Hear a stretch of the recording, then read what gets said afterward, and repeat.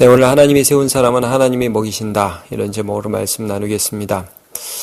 오늘은 신명기 말씀 중에 특별히 제사장과 레위인에 대한 말씀입니다. 제사를 위해서 세움받은 사람이 바로 레위인입니다. 레위인 중에서 제사를 맡은 사람을 제사장이라고 말씀하죠. 그러니까 레위인들은 야곱의 12아들 중에 세 번째 아들인 레위의 자손입니다.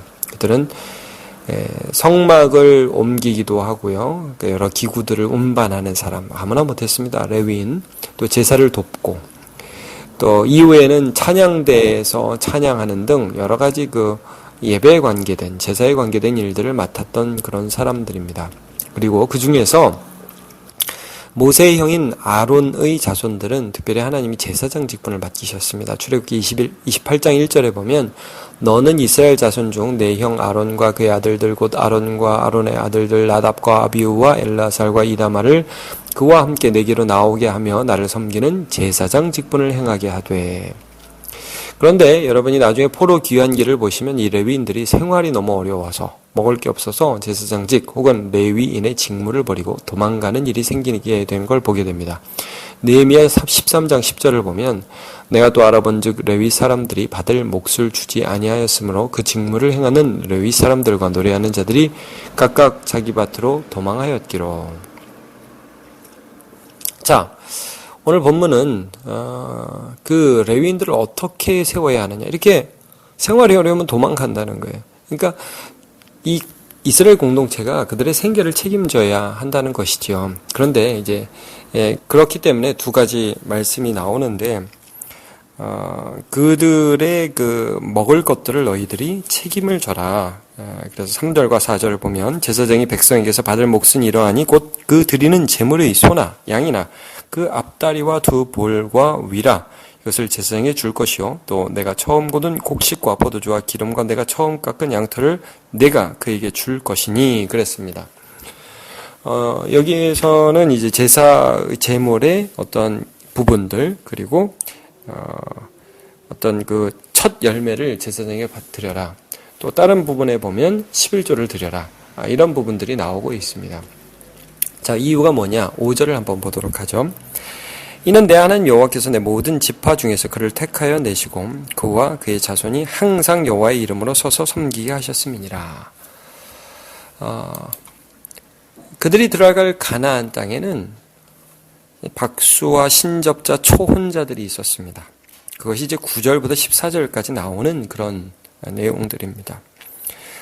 그런 이방의 영향력들을 끊어내야 된다. 신명기 계속 말씀하고 계시죠. 근데 그 끊어내는 것과 함께 너무 중요한 게 뭐냐면 세우는 게 중요하지 않습니까? 그래서 항상 제사장과 레위인이 있어야 되고 하나님께서 그들을 세워서 예배와 제사, 교역에 관한 일들을 전적으로 다른 일들을 하지 않고 그런 일들을 하는 사람들을 세워야 한다고 말씀하시는 것입니다.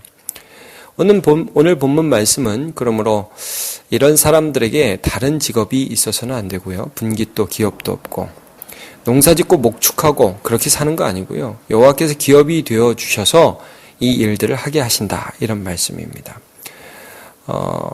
다른 사람들은 이런 사람들, 이렇게 하나님의 일들에 헌신하는 사람들의 생활을 책임질 수 있어야 한다는 말씀입니다. 자, 이 말씀은 신약에선 이렇게 적용된다고 볼 수 있습니다. 갈라디아서 6장 6절을 제가 읽겠습니다. 가르침을 받는 자는 말씀을 가르치는 자와 모든 좋은 것을 함께하라. 또 디모데전서 5장 17절 잘 다스리는 장로들을 배나 존경할 자로 알되 말씀과 가르침에 수고하는 이들에게 더욱 그리할 것이니라. 히브리서 13장 17절 너희를 인도하는 자들에게 순종하고 복종하라. 그들은 너희 영혼을 위하여 경성하기를 자기들이 청산할 자인 것 같이 하느니라. 그들로 하여금 즐거움으로 이것을 하게 하고 근심으로 하게 하지 말라. 그렇지 않으면 너에게 유익이 없느니라. 자, 하나님의 일들을 하는 구약에는 제사장들이 항상 있었습니다. 그럼 신약에서는 역시 교회에 성도들을 말씀으로 섬기고 하나님 앞에 예배하는 일들을 하기 위한 교역의 일들을 하는 사람이 항상 있는데 그들로 근심으로 이 일을 하게 하지 말고 기쁨으로 하게 하도록 하여라. 좋은 것 있으면 나누라. 그렇지 않으면 너네가 유익이 없다. 왜 유익이 없냐? 여러분, 하나님이 좋은 것들을 우리에게 나눠주시고 또 하나님의 말씀들을 우리에게 주시고 또 예배를 통해 하나님께 나아가는데 수용되는 그 어떤 사람들을 세우셨잖아요. 그 그릇 위에 하나님의 은혜가 담겨지는데 이 그릇을 서로 존중하게 여기지 않으면 손해라는 거예요. 그러니까 이렇게 제사장, 요즘으로 말하면 목사라든지 교역의 일을 하는 사람들 스스로가 하나님의 은혜를 담는 그릇이 됨을 스스로 인식해서 나를 택하신 분이 하나님이시라는 걸 알아야 돼요. 스스로가. 또 모든 교인들은 하나님이 그를 세우셔서 우리에게 은혜를 주신다는 것을 알아서 그 사람을 존중히 여기는 것이 그에게 유익이 된다. 이런 말씀입니다. 이거는 꼭 담임 목사에게 해당되는 말이 아닙니다. 모든 교역자가 마찬가지입니다. 그가 나이가 많건 나이가 적건 남자건 여자건 혹은 담임 목사건 부목사건 어떤 상관이 없이 중요한 것은 그가 하나님의 택하심을 받아서 하나님의 부르심을 받아서 이 일을 하고 있느냐 하는 것입니다. 그러므로 여러분 저는 가끔 이 부목사, 부교육자, 이 좋은 말이 아니라는 걸 좀 말씀드리고 싶습니다. 이것은 교회 행정상 담임 목사와의 구분을 두기 위해서 하는 말이지 원래는 목사의 부자가 이렇게 들어가고 그러는 것이 아닙니다. 그냥 목사입니다. 그냥 목사. 그 사람을 하나님이 부르셨다는 것을 부교육자도 알아야 됩니다. 본인도. 그리고 성도들도 알아야 돼요. 그래서 그를 존중하는 것이 본인에게 유익이 되고 그를 섬김으로 그를 통해서 하나님께서 은혜를 주시는 것을 인정하는 것이죠. 그러니까 주의 종입니다. 제가 어떠한 아는 목사님이 계신데 그 목사님 참 존경스러운 것은 뭐냐면 그 자기 교회에 있는 다른 목사님들 사례를 어떻게 책정하냐면 가족 수대로 책정을 해요. 그러니까 담임 목사님이 애가 둘이고 자녀가 둘이고 부목사님이 넷이다. 그러면 부목사님들이 사례를 더 많이 받는 거예요. 그러니까 상당히 어떤 그 위치에 따라서 대우하는 것이 아니라 하나님께서 그를 사용하신다는 것으로 이렇게 보는 거죠. 그렇게 보려고 애를 쓰는 것이죠. 여러분, 목회자는 성도를 위하여야 합니다. 베드로전서 5장 3절에 보면 맡은 자에게 주장하는 자세를 하지 말고 약물의 본이 되라 그랬습니다. 그리고 성도들은 목회자를 하나님이 택하신 종으로 알고 소중히 여길 수 있어야 됩니다. 너무나 많은 교회에서 마치 목회자가 고용인인 것처럼 그리고 이 목회자 자신도 그래 난 조금 있다 떠날 사람이다 이런 마음 가지고 이렇게 사역을 하는데 이게 상호 간의 악순환입니다. 절대 그러면 안 됩니다. 교역자는 하나님이 이곳에 나를 세우셨다. 말씀으로 섬긴다. 성도들은 주님이 보내셨다. 주님이 택하셨다. 이런 마음으로 섬겨야 될 줄로 믿습니다. 그리고 레위인 또 이런 제사장은 자기 안에 어떤 마음이 있어야 하냐면 비록 이 이스라엘 백성들이 처음 열매를 갖다 주기도 하고 11조를 주기도 하고 제사의 어떤 부분을 띄어서 먹게 해주기도 하고 하지만 백성들이 나를 먹게 하는 게 아니라 하나님이 나를 채우신다. 이걸 알아야 합니다. 자, 1절, 2절 보죠. 레위 사람 제사장과 레위의 온 지파는 이스라엘 중에 분깃도 없고 기업도 없을지니 그들은 여호와의 화제의 물과 그 기업을 먹을 것이라. 그들이 그들의 형제 중에서 기업을 가지지 않을 것은 여호와께서 그들의 기업이 되심이니 그들에게 말씀하심과 같으니라 그랬습니다. 자, 분깃이 없대요. 기업이 없습니다.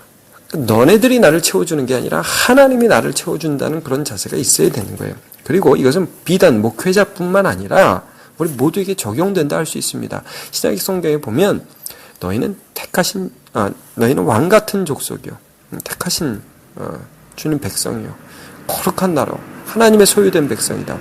하나님이 우리를 불러내어서 그의 아름다운 나라에 들어가게 하신 그 기이한 덕을 선포하게 하려, 전파하게 하려 하심이라 말씀하죠. 우리도 제사장입니다. 그러니까 우리는 이 세상 살면서 반드시 무엇을 알아야 되냐면, 내가 비록 일을 하고 있지만, 회사를 통해서 어떤 사업을 통해서 녹을 받고 있고 봉급을 받고 있고 돈을 받고 있지만, 그러나 내가 나를 먹여주시고 나를 살려주시고 내가 하나님의 일들을 위하여 살 수 있도록 해주신 분은 하나님이다, 이걸 인정하는 것입니다.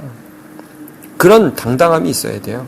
이건 목회자도 너무 중요한 것이고, 그리고 우리 모든 신앙인도 마찬가지입니다. 자, 마태복음 6장 31절에 그러므로 염려하여 이르기를 무엇을 먹을까 무엇을 마실까 무엇을 입을까 하지 말라.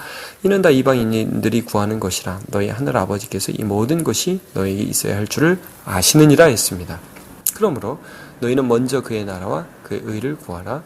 그리하면 이 모든 것을 너희에게 더하시리라. 여러분, 우리가 다니고 있는 회사가 우리를 자를 수는 있고 우리를 그만두게 할 수는 있습니다. 그 회사에서. 그러나 우리 죽일 수 없습니다. 병이 나를 힘들게 할 수 있지만 나를 망하게 할 수는 없는 것입니다.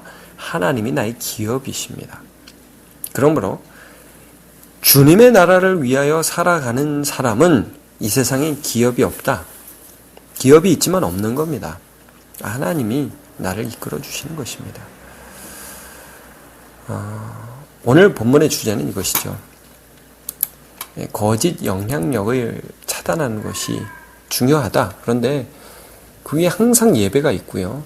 그 예배를 위해서 예배를 위하여 택하심 받은 사람은 그 사람이 하나님께로부터 택함 받았다는 것을 기억하며 공동체 역시 그것을 인정해야 된다는 거예요.